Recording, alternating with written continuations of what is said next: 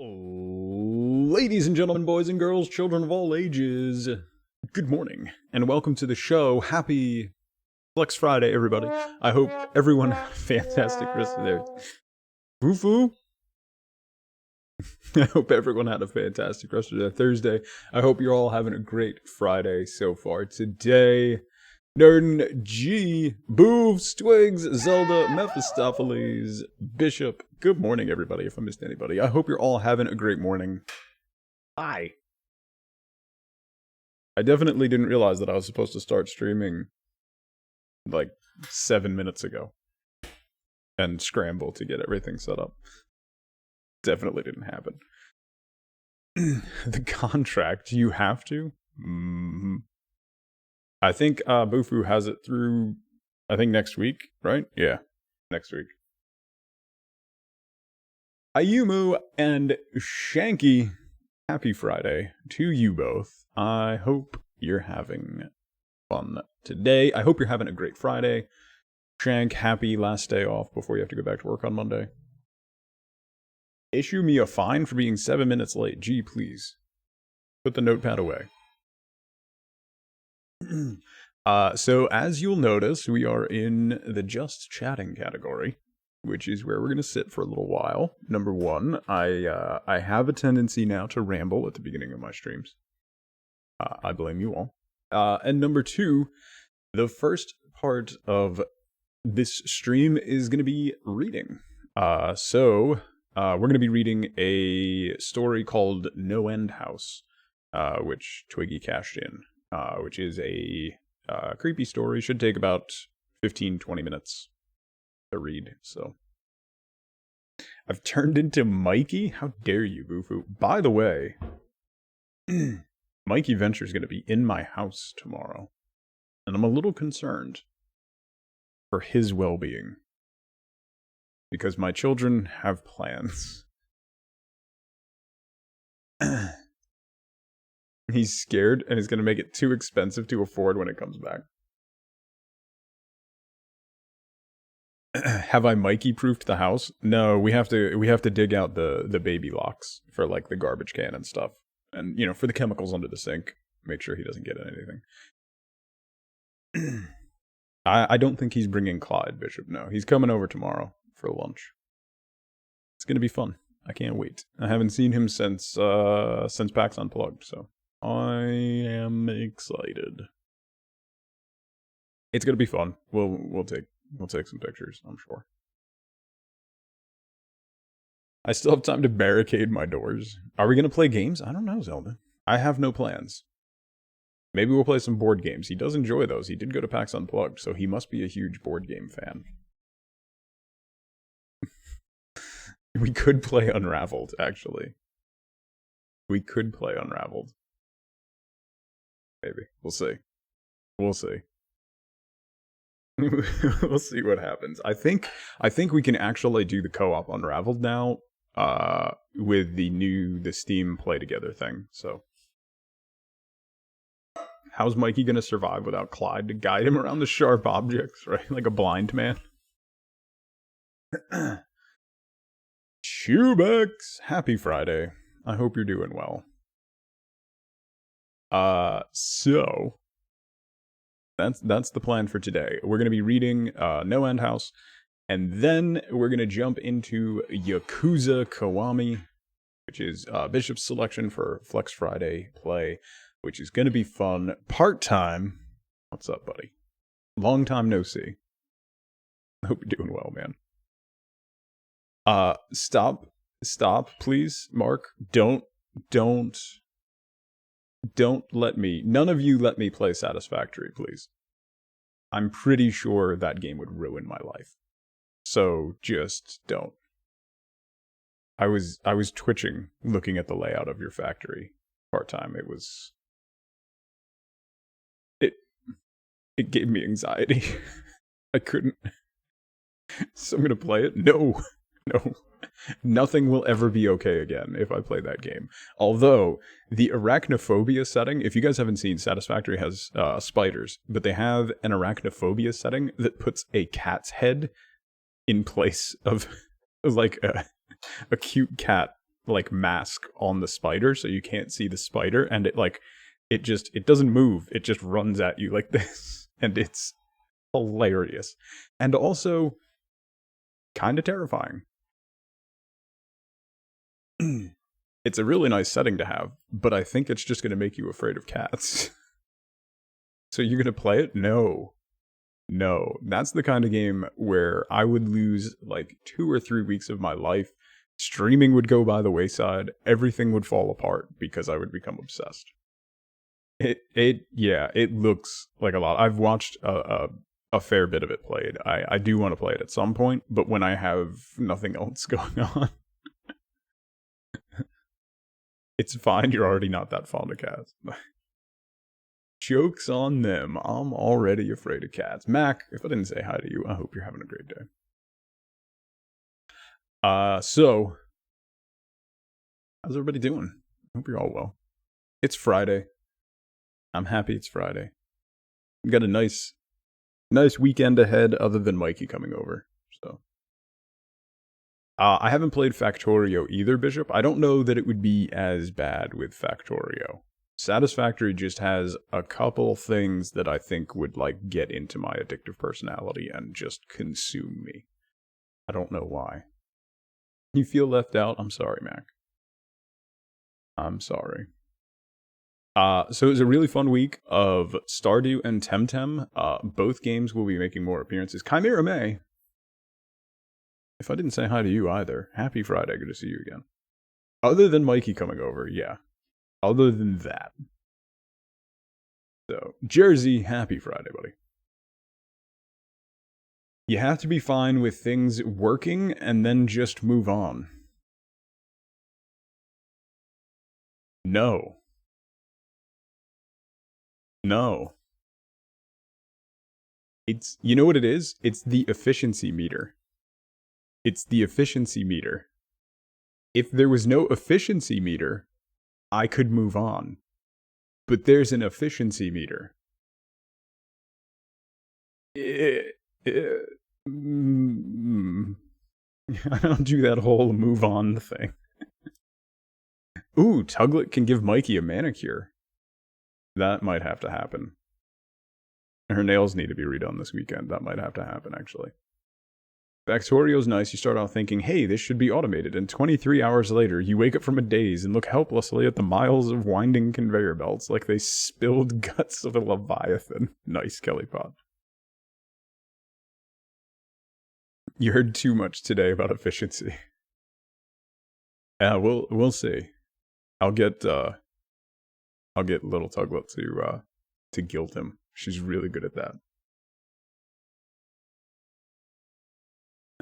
She is quite good at that, so it's all about efficiency.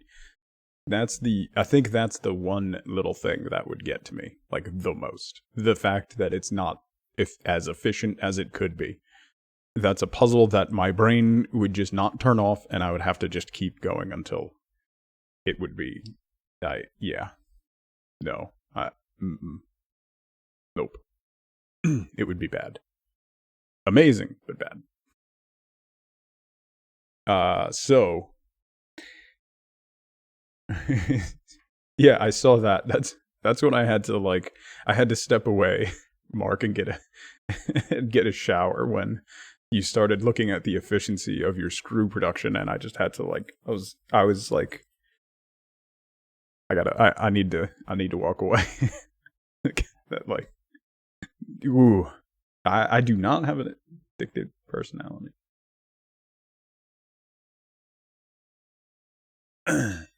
So the plan right now for next week is Monday's going to be Stardew. We'll probably do a lot of Stardew next week. I really want to get into the meat of that game. Since we only got the spring of year 2 the first time through, I really want to get through it again. I want to get into some of the later game stuff and at least finish the story stuff, finish the skull mines and things like that, because it seems like there's more. We did a lot of stuff, but it seems like there's a lot more story stuff that comes along. Plus I want to see the Shane romance through to the end, and get married and see what all that happens. So there's quite a lot that we haven't seen. I know technically they're endless. I do know that, Zelda. Someone did tell me that. But get to level 25, I haven't done that yet, so. Jersey, I don't know what you're talking about. Takala. Hello. That about sums up how you're feeling.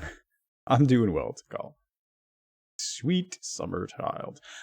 Yeah, so Nerden, I wanna figure out, I think what we'll do, Ninja Queen,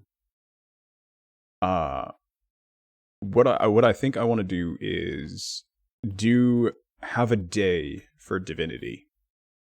It's such a big long game. Like, we might have to do like a day for Divinity, one day a week, and just have that being a recurring thing for a while. Because if I just played it every day and played it through, I honestly think it would take months. Like, some of the bigger streamers that I watched, some of their playthroughs of it, that stream for like 10 plus hours a day, it took them 3 to 4 weeks to get through that game. It is a big, long, difficult game. So I think if we just pick at it a little bit here and there, that'll be pretty good. We can at least make some progress. So, Handsome Mermaid. That's a new one.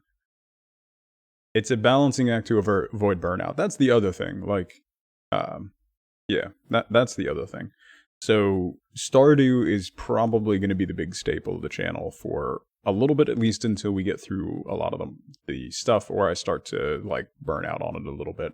Also, Temtem is super fun, and they keep adding new stuff. We haven't made.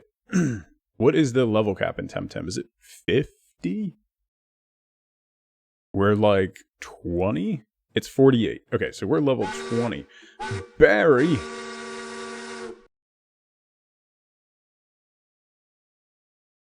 Barry, thank you so much for 4 months. I can't believe you've been around for 4 months. Barry, thank you so much. Happy Friday, buddy. It's good to see you again. Which day pairs well with Divinity? I'm not sure, Bishop. Maybe Thursday. We can just pick a Divinity day. We'll figure it out. We shall figure it out. 7 months and 200 plus hours like The Witcher. Witcher was pushing 300 hours. It was, I think the final stream count for Witcher was 274. Temtem's a lot of fun, Barry. I would recommend it if you're at all interested in Pokemon style gameplay. It's a lot of fun. I have never done Zelda. It's a Twitch baby. 9 months and tier 2. Zelda, you just want to use my old man yells at cloud emote, and I don't blame you. It's amazing. Thank you so much for a tier 2, Zelda. That's super nice of you. Bufu, I swear. Bufu, I swear. Zelda, thank you so much.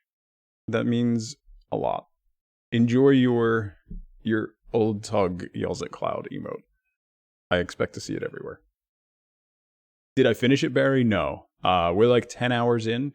I think the main story is something like 30 hours long, based on what Twiggy and someone else mentioned. It's like between 30 and 35 hours long for like the main story part. But then there's like PvP and stuff that you can do. But I had never played a Pokemon game, Pokemon style game like that, and it's got a really fun feedback loop, because now I'm thinking like, oh, I need to get additional ones of this so that I can breed them and then try to make better ones, like start them off at level 1 so that I can evolve them more, and like it's got a pretty good feedback loop. I appreciate you, Zelda. The sass is the best part. Yeah, and if you have, we talked about this yesterday. If you're part of Humble Monthly, if you subscribe to the Humble Bundle for their monthly games, you can get it for 20% off. So it's like $26 or something, which is pretty good value for a 30-hour game that's going to be an MMO and is still being developed. They just added some endgame content, and they're going to continue adding more and more stuff, and it's going to come to additional platforms and things like that. So it's eventually going to be on all consoles, including the Switch. So that's That's pretty neat. I think it has a strong future ahead of it. It looks really good. It was a lot of fun to play. No, there's enough content to justify the price now, Barry, and I believe once it leaves early access, it's going to be a full priced game. So you can get it at a discount now for helping support the development, which is what I think early access should be used for. Like if you're open about it, like, yeah, hey, you can get in now for $20 or $30. It's going to be a $60 game at release, but if you help us get it there, then you get it for cheaper.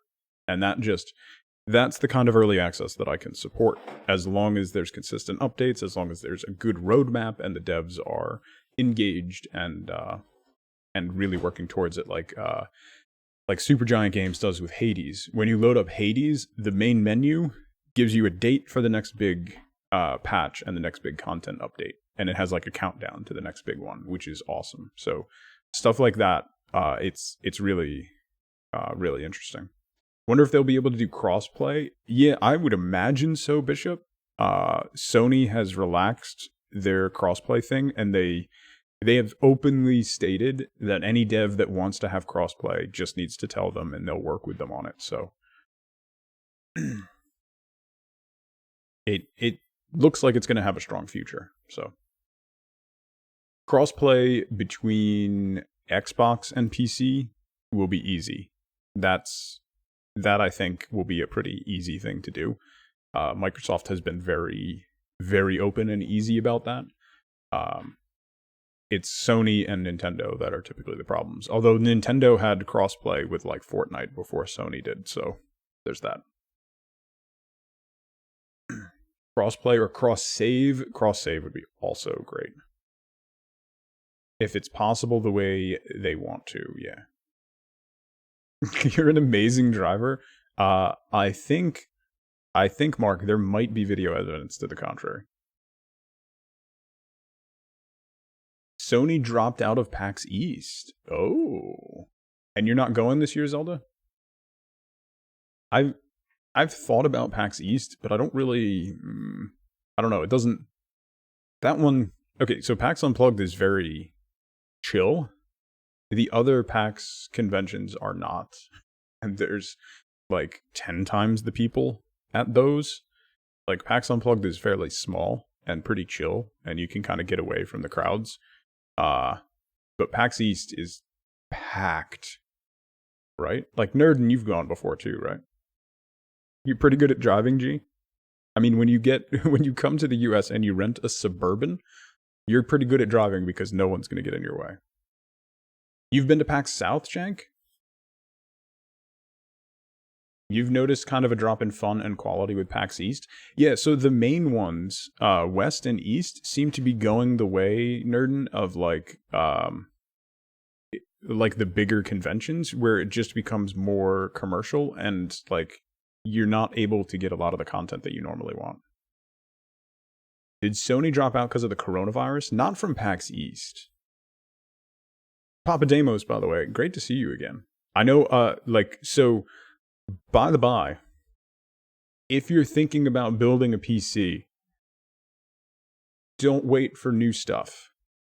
Do it now, because there's going to be shortages. A whole bunch of like base level production facilities in China, stuff that extracts rare earth metals and things like that that are needed for computer components, have been shut down or have had their production severely handicapped because of the coronavirus. So that's going to trickle down to PC components, which is going to spike. It's going to drop the supply, spike demand, and prices will go up. So that is a big thing. All the news says it's because of coronavirus. Okay. There you go.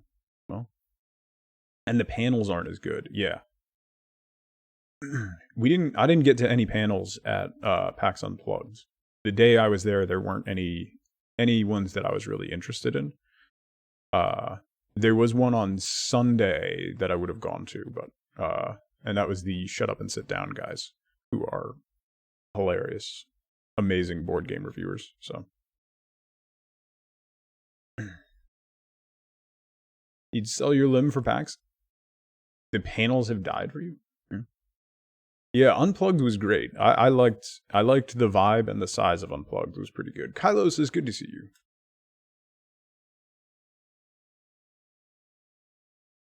I would imagine, yeah, there's a lot of demand for that, right, Solda? You went to the Shut Up and Sit Down panel, Bishop? Those guys are great. They're so personable, they're so funny. Uh, they're a lot of fun. Oh, there's a subreddit for it? Jeez. Well, that makes it even easier. You just like to go to a US convention once? Mama Dragon, I can recommend PAX Unplugged. It's in Philly, #1, which is a lovely city. It's at a time of year when there's not a lot of people. And it's not a overwhelming convention. As someone with crippling social anxiety, like I was able to get through it, so... It generally did they change the date? It was the first weekend in December last year. They're doing more days. Are they making it a 4-day now, Zelda? It's back to November again. Is it the week before Thanksgiving then? Oh, I need to do more days? Ah, maybe. We'll see. Yeah, that's why it's not as big, Mama Dragon. It's the week before Thanksgiving. Okay. Didn't they move it off that because it was an issue? Groovedex, how you doing? Good to see you. Happy Friday to you. Good morning. Okay. I should stop waffling and probably start reading. Wifeboat? Bring it. Yeah, drop her off here. Wifeboat will watch her. There you go. Oh, they have no choice with the venue. Okay. Right. There's a... What is it? The Broad Street race? Is that same one? Do you really want to deal with a 2-year-old again? Our daughter will just watch her. It'll be fine. She's fine. We'll need to book hotels early and whatnot. Yeah, I can just drive. Yeah, our daughter will just take her around. It'll be fun. It's the Broad Street run. Yeah.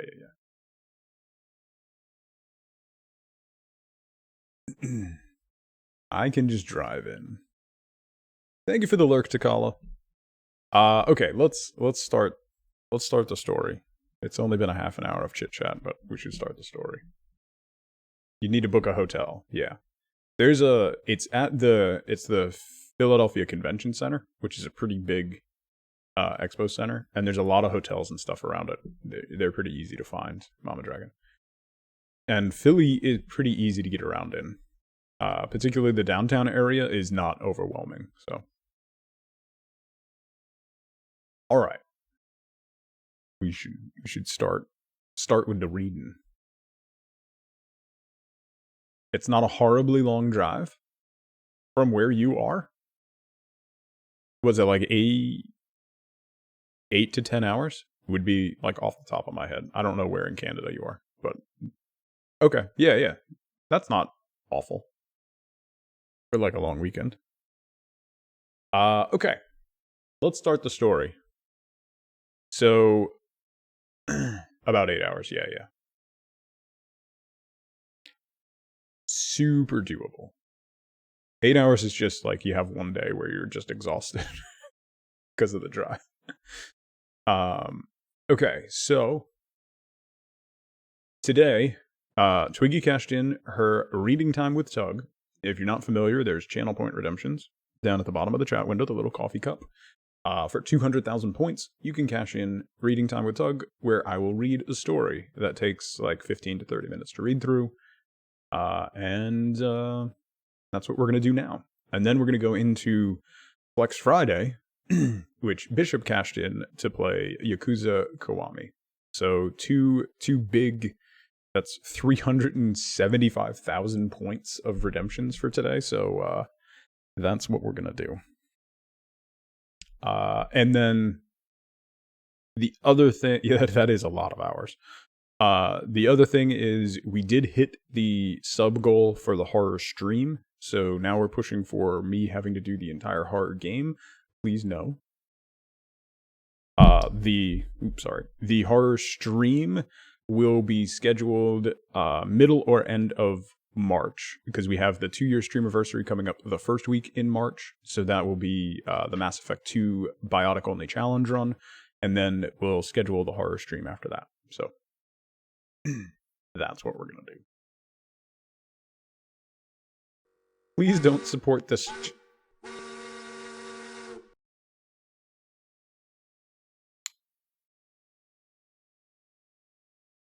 Tried to turn off my camera and leave, but the camera hotkey doesn't work on this scene, so I'm still here. Just pretend you can't see me and I'm leaving.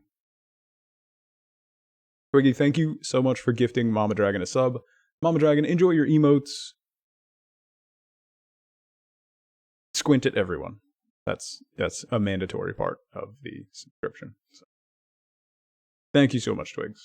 So now we're at... Yeah. I was debating, nerd. It was a strong debate.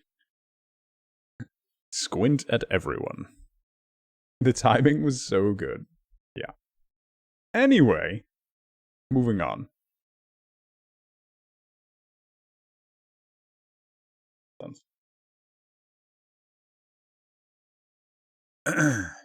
So, that's what that is.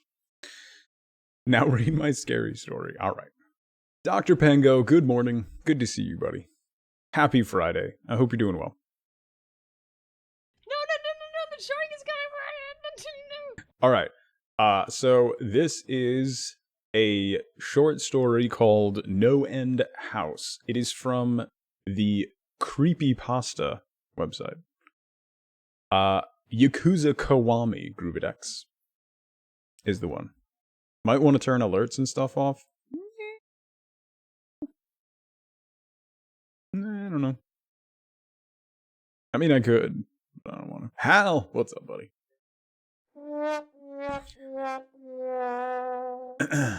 I can't take away other people's channel point redemptions like the fail sounds, Twiggy. That would just be rude. Story, then Flex Friday. Yep. Story, then Yakuza. So, all right.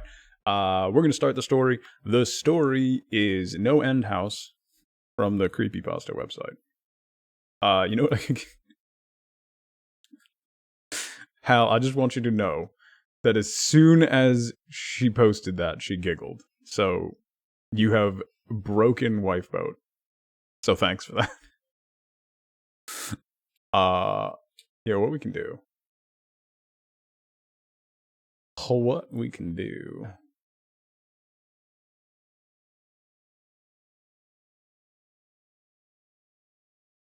Is I should be able to... You guys can follow along.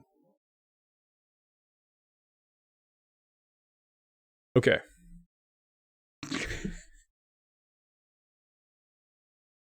I swear. Wifeboat horror stream when?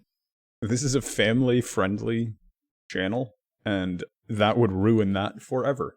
None of you will ever be unsullied again. Wifeboat has a little bit of a strong language problem. Need Wifeboat to stream in general? No, no filter or restraint? I mean, there's some restraint, but it's very shallow and just spills over almost immediately. So, yeah, it would... I don't know how long she would last on Twitch. They might just say, you know, we're good. We're gonna turn this off. Yeah, we're good. Okay. Wifeboat Wednesdays. Let's go. Yeah, she's still here. There's plenty of lewd stuff on Twitch. It wouldn't be lewd. It would just... It would be aggressive. Aggressive is a good term for it. It would be aggressive. Yeah. If she doesn't say the F word at work for like 10 minutes, people ask her if she's okay. So there you go. If you've ever seen Dexter, like season 1 or 2 of Dexter, wife boat is Deb. So there you go. Open the effing door, I've got effing bagels. That encapsulates it. So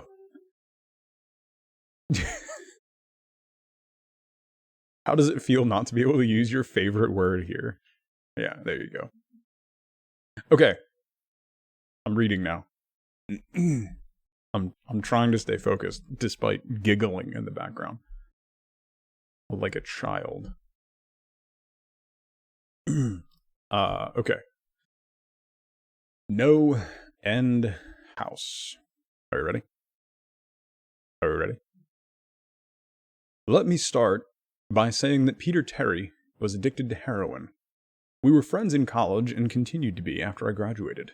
Notice that I said I. He dropped out after 2 years of barely cutting it. After I moved out of the dorms and into a small apartment, I didn't see Peter as much. We would talk online every now and then. AIM was king in pre-Facebook years. There was a period where he wasn't online about 5 weeks straight. I wasn't worried. He was pretty notorious flake and drug addict, so I assumed he just stopped caring. Then one night I saw him log on. Before I could initiate a conversation, he sent me a message. David, man, we need to talk. That was when he told me about the NOEND house. It got that name because no one had ever reached the final exit. The rules were pretty simple and cliché. Reach the final room of the building and you win $500. There were 9 rooms in all. The house was located outside the city, roughly 4 miles from my house. Apparently, Peter had tried and failed. He was a heroin and who knows what else addict. So I figured the drugs got the best of him, and he wiggled out a paper ghost or something. He told me it would be too much for anyone, that it was unnatural. I didn't believe him. I told him I would check it out the next night, no matter how hard he tried to convince me otherwise.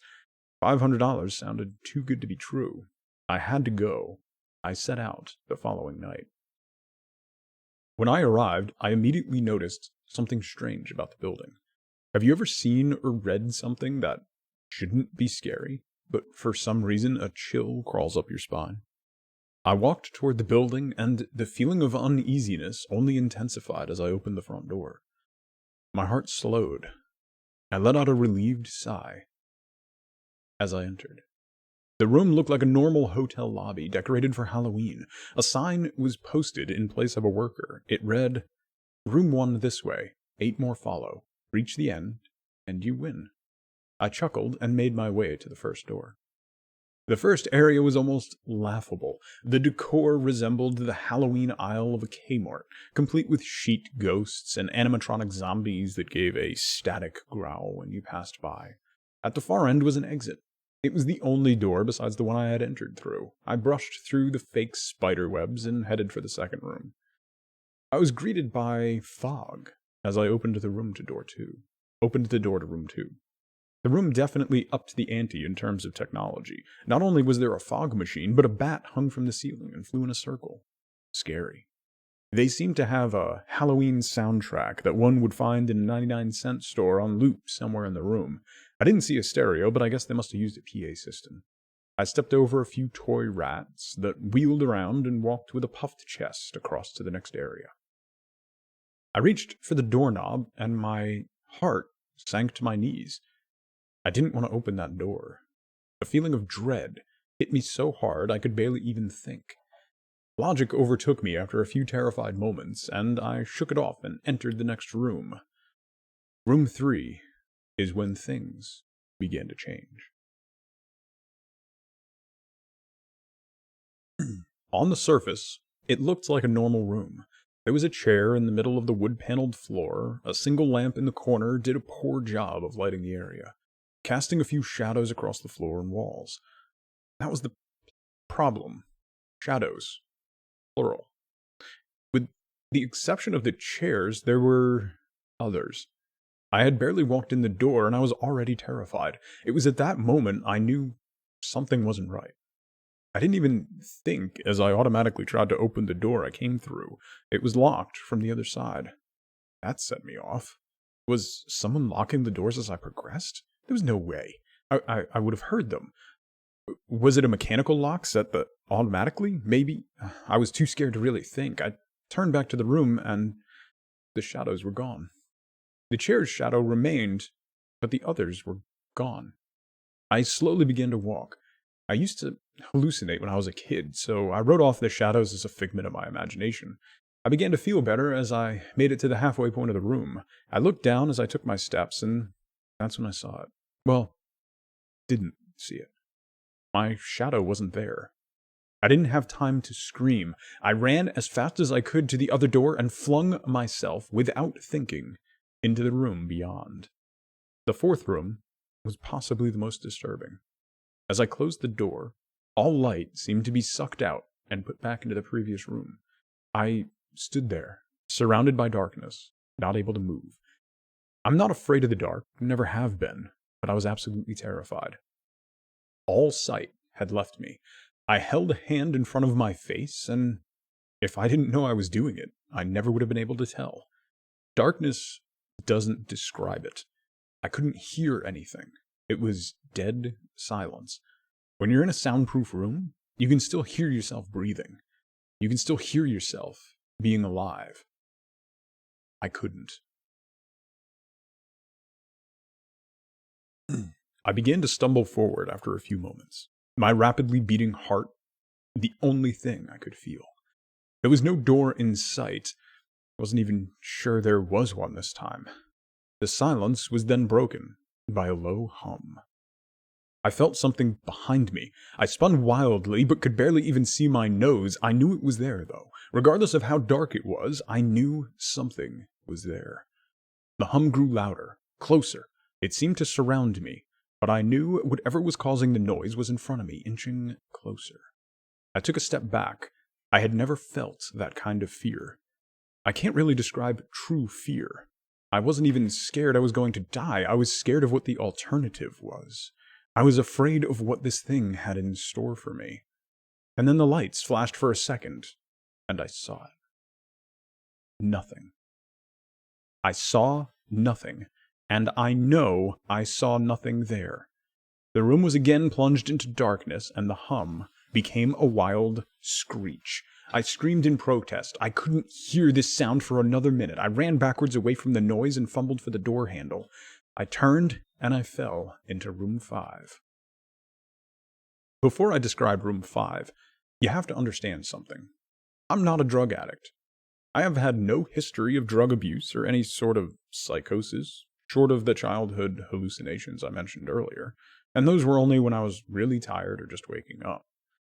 I entered the NOEND house with a clear head. After falling in from the previous room, my view of room 5 was from my back, looking up at the ceiling. What I saw didn't scare me, it simply surprised me. Trees had grown into the room and towered above my head. The ceilings in this room were taller than the others, which made me think I was in the center of the house.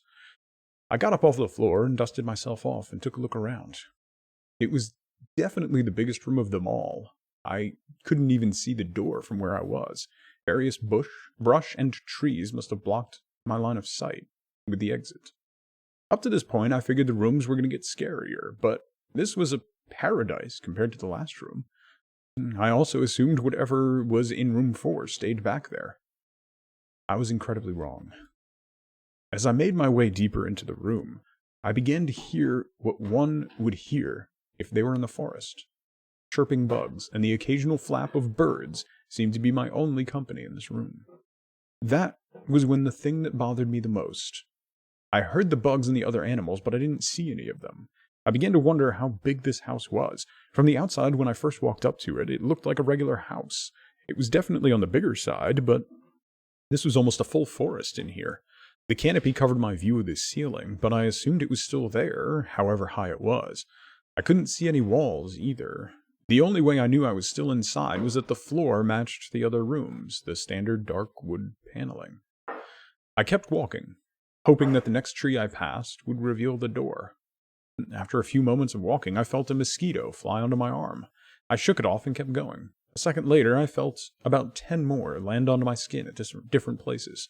I felt them crawl up and down my arms and legs, and a few made their way across my face. I flailed wildly to get them off, but they all just kept crawling. I looked down and let out a muffled scream, more of a whimper, to be honest. I didn't see a single bug. Not one bug was on me, but I could feel them crawl. I heard them fly. Groove, thank you so much for continuing that sub. I appreciate it. I heard them fly by my face and sting my skin, but I couldn't see a single one. I dropped to the ground and began to roll wildly. I was desperate. I hated bugs, especially ones I couldn't see or touch. But these bugs could touch me, and they were everywhere. I began to crawl. I had no idea where I was going. The entrance was nowhere in sight, and I hadn't even seen the exit. So I crawled, my skin wriggling with the presence of those phantom bugs. After what seemed like hours, I found the door. I grabbed the nearest tree and propped myself up, mindlessly slapping my arms and legs to no avail. I tried to run, but I couldn't. My body was exhausted from crawling and dealing with whatever it was that was on me. I took a few shaky steps to the door, grabbed each tree on the way for support. It was only a few feet away when I heard it. The low hum before. It was coming from the next room, and it was deeper. I could almost feel it inside my body, like when you stand next to an amp at a concert. The feelings of the bugs on me lessened as the hum grew louder. As I placed my hand on the doorknob, the bugs were completely gone, but I couldn't bring myself to turn the knob. I knew that if I let go, the bugs would return, and there was no way I would make it back to room 4. I just stood there, my head pressed against the door, marked 6, and my hand shakily grasping the knob. The hum was so loud I couldn't even hear myself pretend to think. There was nothing I could do but move on. Room 6 was next, and room 6 was hell.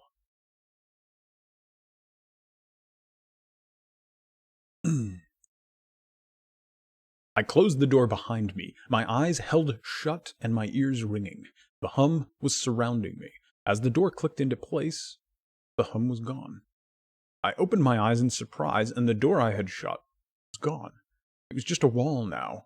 I looked around in shock. The room was identical to room 3, the same chair and lamp, but with the correct amount of shadows this time. The only real difference was that there was no exit door, and the one I came through was gone. As I said before, I had no previous issues in terms of mental instability, but at that moment, I fell into what I now know was insanity. I didn't scream. I didn't make a sound. At first, I scratched softly. The wall was tough, but I knew the door was there somewhere. I knew it was. I scratched where the doorknob was. I clawed at the wall frantically with both hands, my nails being filed down to the skin against the wood. I fell silently to my knees, the only sound in the room, the incessant scratching against the wall. I knew it was there. The door was there. I just knew it was there. I knew if I could just get past this wall. Are you all right? I jumped off the ground and spun in one motion. I leaned against the wall behind me, and I saw what it was that spoke to me. To this day, I regret ever turning around. There was a little girl. She was wearing a soft, white dress that went down to her ankles. She had long blonde hair to the middle of her back, and white skin and blue eyes. She was the most frightening thing I had ever seen, and I know that nothing in my life will ever be as unnerving as what I saw on her. While looking at her, I saw something else. Where she stood, I saw what looked like a man's body, only larger than normal and covered in hair. He was naked from head to toe, but this head was not human, and his toes were hooves. It wasn't the devil, but at this moment, it might as well have been. The form of the head of a ram and the snout of a wolf. It was horrifying, and it was synonymous with the little girl in front of me. They were the same form. I can't really describe it, but I saw them at the same time. They shared the same spot in that room, and it was like looking at 2 separate dimensions. When I saw the girl, I saw the form, and when I saw the form, I saw the girl. I couldn't speak. I could barely even see. My mind was revolting against what I was attempting to process. I had been scared before in my life, but I had never been more scared than when I was trapped in the 4th room, but that was before room 6. I just stood there, staring at whatever it was that spoke to me. There was no exit. I was trapped here with it. and then it spoke again. "David, you should have listened." When it spoke, I heard the words of the little girl, but the other form spoke through my mind, in a voice I won't attempt to describe. There was no other sound. The voice just kept repeating that sentence over and over in my mind, and I agreed. I didn't know what to do. I was slipping into madness, yet I couldn't take my eyes off what was in front of me. I dropped to the floor. I thought I had passed out, but the room wouldn't let me. I just wanted to end. I was on my side. My eyes were wide open, and the form staring down at me. Scurrying across the floor in front of me was one of the battery-powered rats from the second room. The house was toying with me. But for some reason, seeing that rat pulled my mind back from whatever depths it was headed, and I looked around the room. I was getting out of there. I was determined to get out of that house and live and never think about this place again. I knew this room was hell, and I wasn't ready to take up residency. At first, it was just my eyes that moved. I searched the walls for any kind of opening. The room wasn't that big, so it didn't take long to soak up the entire layout. The demon still taunted me, the voice growing louder as the form stayed rooted where it stood. I placed my hand on the floor, lifted myself up to all four, and then turned to scan the wall behind me. And then I saw something I couldn't believe. The form was now right at my back, whispering into my mind how I shouldn't have come. I felt its breath on the back of my neck, but I refused to turn around. A large rectangle was scratched into the wood, with a small dent chipped away in the center of it. Right in front of my eyes, I saw the large 7 that I had mindlessly etched into the wall. I knew what it was. Room 7 was just beyond that wall, where room 5 was moments ago. I don't know how I had done it. Maybe it was just my state of mind at the time, but I had created the door. I knew I had. In my madness, I had scratched into the wall what I had needed the most, an exit to the next room. Room 7 was close. I knew the demon was right behind me, but for some reason, it couldn't touch me. I closed my eyes and placed both my hands on the large 7 in front of me and pushed. I pushed as hard as I could.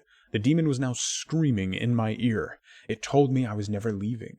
It told me that this was the end, but I wasn't going to die. I was going to live there, in room 6 with it. I wasn't. I pushed and screamed at the top of my lungs. I knew I was going to push through the wall eventually. I clenched my eyes shut and screamed, and the demon was gone. I was left in silence. I turned around slowly and was greeted by the room as it was when I entered. Just a chair and a lamp. I couldn't believe it, but I didn't have time to dwell. I turned back to the 7 and jumped back slightly. What I saw was a door. It wasn't the one I had scratched on, but a regular-looking door with a large 7 on it. My whole body was shaking. It took me a while to turn the knob. I just stood there for a while, staring at the door. I couldn't stay in room 6. I couldn't. If this was only room 6, I couldn't imagine what 7 had in store. I must have stood there for an hour, just staring at the 7. Finally, with a deep breath, I twisted the knob and opened the door to room 7. I stumbled through the door, mentally exhausted and physically weak. The door behind me closed, and I realized where I was. I was outside. Not outside like room 5, but actually outside.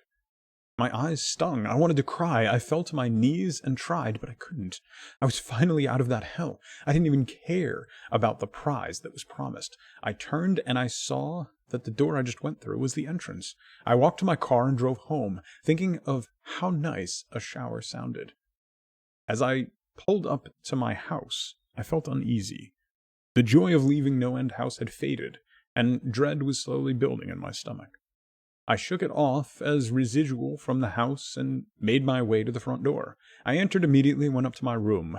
There on my bed was my cat, Baskerville. He was the first living thing I had seen all night, and I reached to pet him. He hissed and swiped at my hand. I recoiled in shock, as he had never acted like that. I thought, whatever, he's an old cat. I jumped in the shower and got ready for what I was expecting to be a sleepless night. After my shower, I went to the kitchen to make something to eat. I descended the stairs and turned around into the family room. What I saw would forever be burned into my mind, however. My parents were lying on the ground, naked and covered in blood. They were mutilated to near unidentified unidentifiable states. Their limbs were removed and placed next to their bodies. Their heads were placed on chests facing me. The most unsettling part was their expressions. They were smiling, as though they were happy to see me. I vomited and sobbed there in the family room. I didn't know what had happened. They didn't even live with me at the time. I was a mess. Then I saw it. A door that was never there before. A door with a large 8 scrawled on it in blood. I was still in the house. I was standing in my family room, but I was in room 7. The faces of my parents smiled wider as I realized. They weren't my parents. They couldn't be, but they looked exactly like them. The door marked with an 8 was across the room, behind the mutilated bodies in front of me. I knew I had to move on, but at that moment, I gave up. The smiling faces tore into my mind. They grounded me where I stood. I vomited again and nearly collapsed. Then, the hum returned. It was louder than ever, and it filled the house and shook the walls. The hum compelled me to walk. I began to walk slowly, making my way closer to the door and the bodies. I could barely stand, let alone walk, and the closer I got to my parents, the closer I came to suicide. The walls were now shaking so hard, it seemed as though they were going to crumble, but still, the faces smiled at me. As I inched closer, their eyes followed me. I was now between the two bodies, a few feet away from the door. The dismembered hands crawled their way across the carpet to me, all while the faces continued to stare. New terror washed over me, and I walked faster. I didn't want to hear them speak. I didn't want the voices to match those of my parents. They began to open their mouths, and the hands were inches from my feet. I dashed in desperation, lunged toward the door, threw it open, and slammed it behind me. Room 8. I was done. After what I had just experienced, I knew there wasn't anything else this house could throw at me that I couldn't live through. There was nothing short of the fires of hell that I wasn't ready for. Unfortunately, I underestimated the abilities of NOEND House. Unfortunately, things got more disturbing, more terrifying, and more unspeakable in Room 8. I still have trouble believing what I saw in Room 8.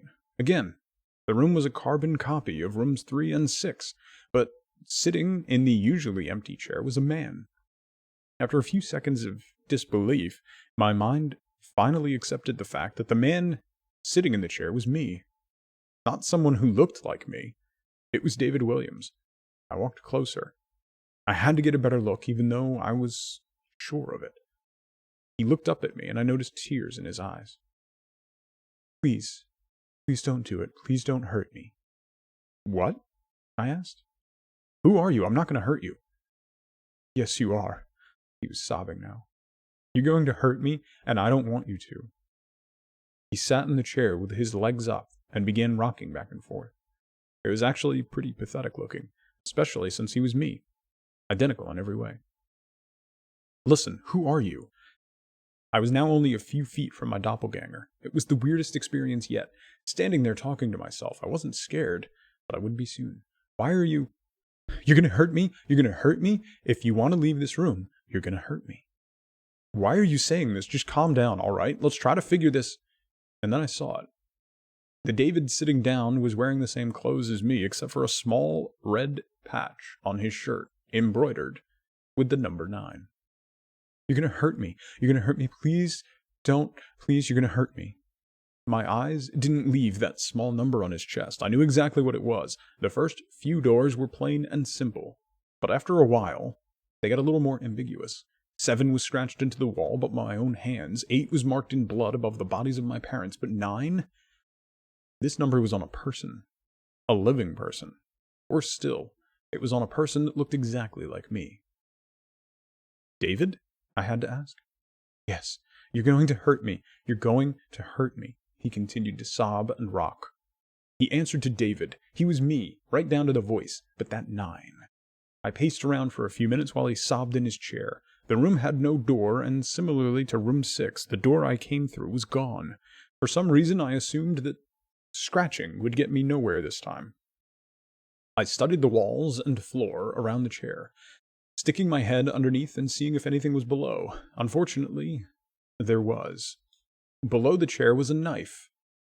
Attached was a tag that read, To David, from management. The feeling in my stomach as I read that tag was something sinister.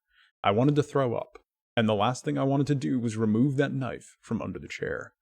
The other David was still sobbing uncontrollably. My mind was spinning into an attic of unanswerable questions. Who put this here, and how did they get my name? Not to mention the fact that as I knelt on the cold wood floor, I also sat in that chair, sobbing in protest of being hurt by myself. It was all too much to process. The house and the management had been playing with me this whole time.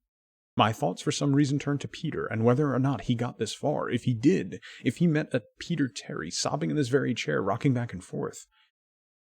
I shook those thoughts out of my head. They didn't matter. I took the knife from under the chair, and immediately, the other David went quiet.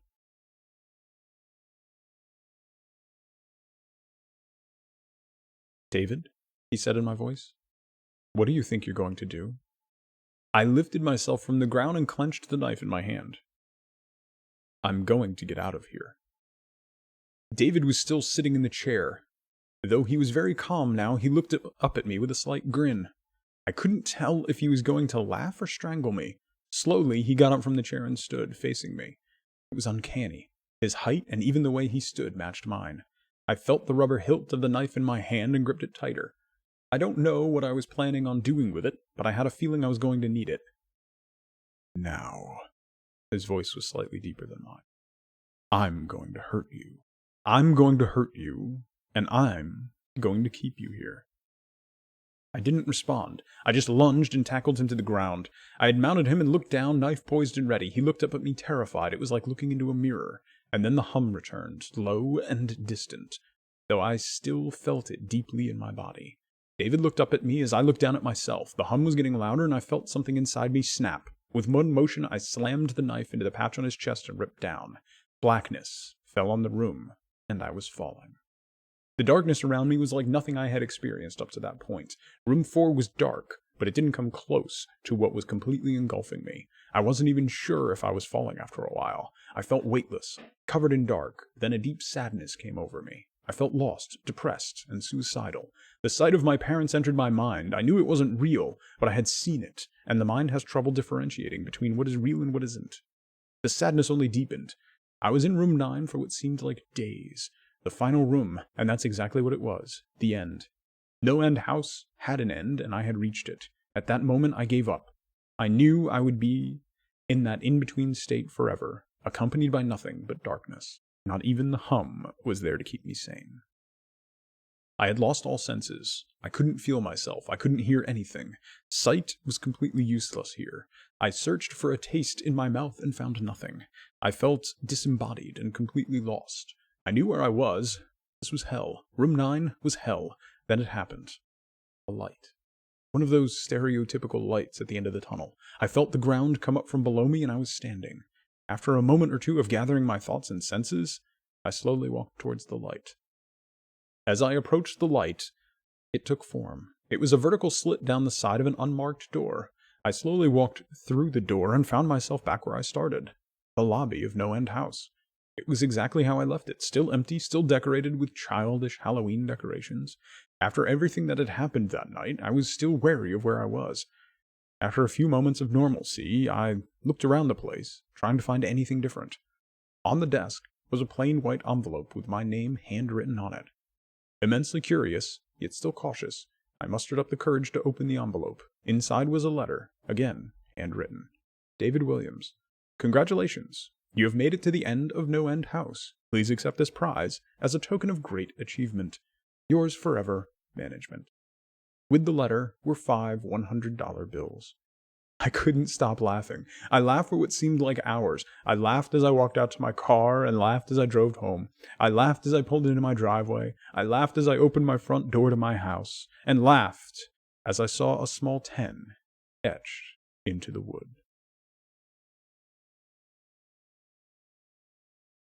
That's it. That's a creepy story.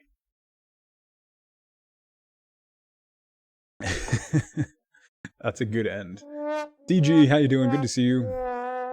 Apologies if I missed anybody who came in while we were reading. That's a pretty good story. Thank you, Twigs, for picking that one out. No, the shark is coming! Image, how are you? Good to see you. Happy Friday. That was a pretty good story, yeah.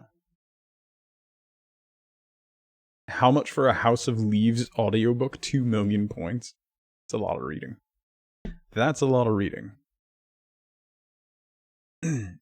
So the final paragraph gave you chills when I read it. Yeah, the 10 etched into the wood at the end, that's creepy.